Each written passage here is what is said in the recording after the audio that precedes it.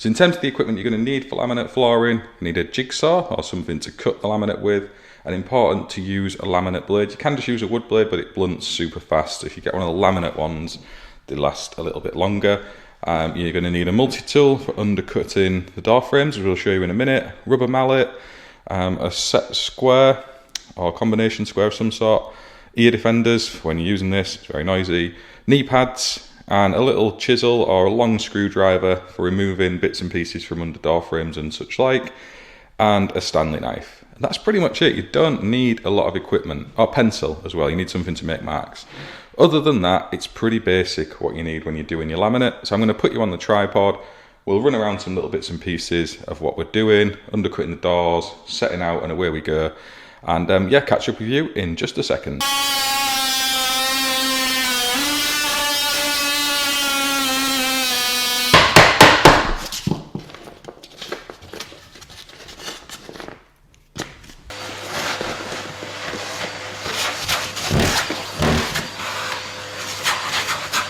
So you can see we've got our first little section done and ready to go in. I've cut a small piece to start us off in the room that just slides behind this pipe. I've had to notch the back ever so slightly just to get that bit in.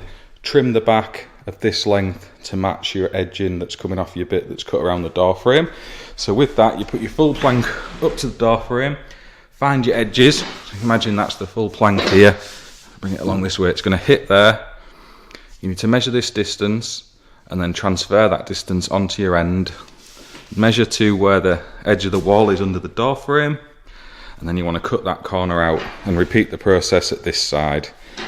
And then with the piece that you've cut in there, add that on and it should slot in, and then you're away. In the end, we're going to take this floor out into this hallway, so I'm going to get it reasonably close to where the existing laminate floor is. The edge, the threshold protector that was there isn't going to go back. We're going to leave this up in the door frame, ready to pick up and then take the laminate away. In this case, we'll probably have to glue it, but I'll show you that when we come to do the haul.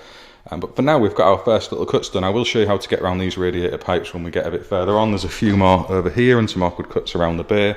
But essentially that's it with the door. I like to try and start with a full piece rather than any joins, especially when you're potentially gluing a join onto the haul. You want a nice solid full piece to work from. So it made sense to cut a little bit in there, get the join out of the way, and away we go from that. So I'll put that under now and we'll see how we're shaping, get a bit more of the underlay laid out and take it to the end of the room. Okay, so you can see we've run along to another corner. So we've got these in there. I've just trimmed the back of these ones off because obviously they need to be the same finishing height as these. So like we did in that first corner one, trim off a little bit all the way along, leaving your expansion gap around the side. And then we're faced with our first little end. Now again, I've trimmed this piece, so I've trimmed this edge off the back, and we need to put that in there. Now you don't simply put it up the way you want it and mark it, because you end up with the cut where you want the joint. So you need to spin the floor over, pop it into the corner, remembering your expansion gap. So we need that at the end, and then mark where the edge of the top of the laminate is. Not the actual clip, so we're there. It's an expansion at the side. We need to zip that off, and that then should just slot in and give us a nice first row to work out from. So then I need to clip this one in, make sure we line it through with the front face edge. Drop it into the corner. We'll wiggle together. It's a nice space at the edge, what we need for any expansion that may be coming.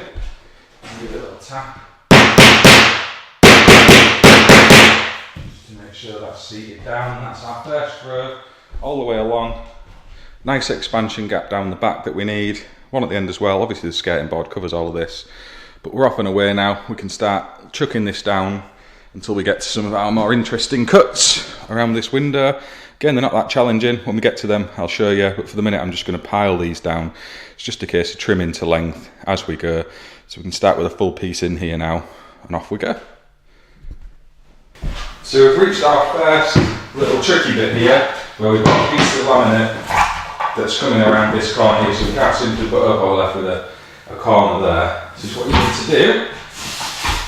Give me a bit of space. We're going to need to cut a corner on to this piece of laminate here, so with an offcut, it's not going to be quite long enough. piece of laminate, stick that along the angle you're wanting to cut, like so, and draw a line. Now if you jigsaw that out, that should give us the angle as if we were fitting it straight into there. However, we've also got this first straight bit, as you can see.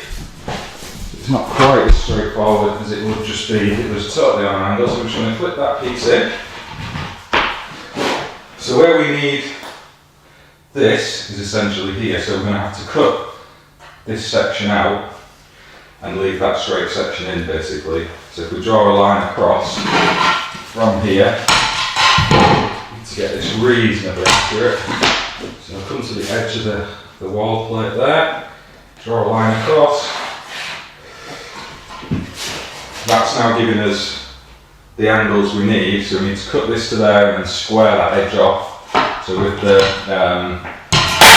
square over at the cutting table, I'll take you over to watch this one actually, we just square that off and then essentially we're going to cut this line here and that should then slide in and fit there perfectly, fingers crossed.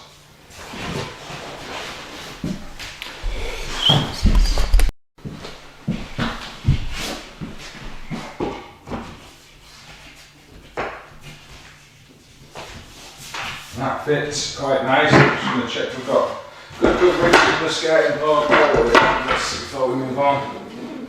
Yeah, that's covering nicely. We've got the expansion gap. Skirting sits over it. We're going to pull a nice cut along this side again with the expansion gap. We can take this row along to the other end, and then each end of this now is just a flush cut till we get to this corner down here. So where these radiators are pipes are falling, it's quite nice between two boards, so there's no need to cut holes as such. Come to the place you want the board to finish, leave your expansion gap, mark the edges of the pipe at each side. And if you position your board up to where it joins, you just want to roughly eye that in. And then with your jigsaw, cut up the sides, cut a diagonal across, take the back bit out. I'll bring you up to the chopping station and show you how we do that.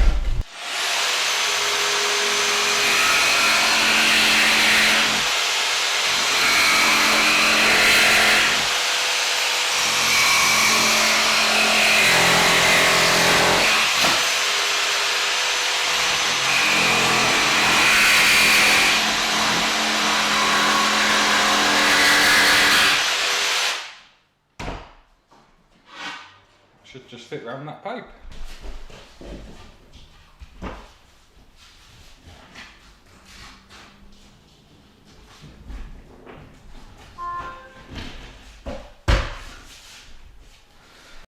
So we'll have a little time lapse on some of the floor fitting, and you can see I'm towards the end of things now. So we're starting off cutting around this last radiator pipe that you can see there on the prior row, and I'm just going to lay these out just to demonstrate how quickly it all does come together. Simply interlock into the row before if you push in at the correct angle, and then if needed you can give it a good tap down to make sure you've got it nicely locked in, and don't forget to tap those joints down nice and tight where the two strips meet together. Now when we come to finishing the room, it gets a little bit more awkward as you've got less space to work in, but you need to measure and mark to make sure you're cutting off the right amount of the laminate to fit against that wall space. So you can see here we're going across a small chimney breast, and then we need a little bit extra out the other side of that to tie in for the last row into the room. And again, making sure you tap that down nice and tight. Other side of the chimney breast is the same principle. So you're laying that board on there and then measure and mark where the edge of the chimney breast is, and then you need to mark where to cut off the strip to slot the piece in alongside the front of the chimney breast. So use a spirit level, make sure you're measuring the distance at each side, and then use your jigsaw to trim that to size. And again, don't forget the expansion gap around the edge of the room. you need to leave the distance that's stated on your particular laminate floor. It is different for every single one, and we were pushing it in terms of the skirting's depth on our particular spacing. I think it was up to 12 millimeters we actually needed to leave, so it was quite a good space, but again, you don't want things expanding after fitting, causing you a problem. You can see we've got a tiny little piece left to get in here, and it is always a bit of a mind melt trying to figure out which way around to hold the laminate to cut off the piece you need. It's always best to double and triple check that and make sure you've got the opposing joining piece ready to clip into the flooring once you have made those cuts, because there's nothing more frustrating than standing there with a piece of laminate in your hand that has the wrong joining component for what you intended.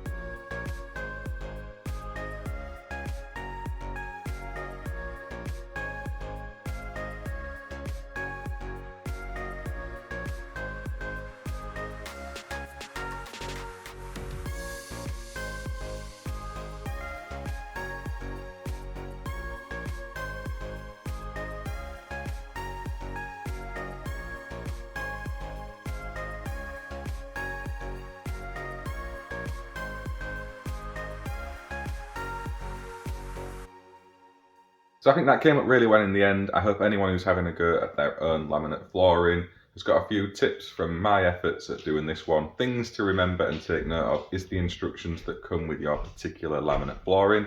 The spacing around the edge of the room is very important, and also the overlap for your joins. So when you've got those joins between strips, you don't want two rows where those joins are close together. Stagger them apart in a brickwork style pattern and you won't go far wrong. Thank you for watching. If you've got any comments in and around the video, please do drop them in below, and I'll be back with some more DIY tips and tricks on the next one. See you soon.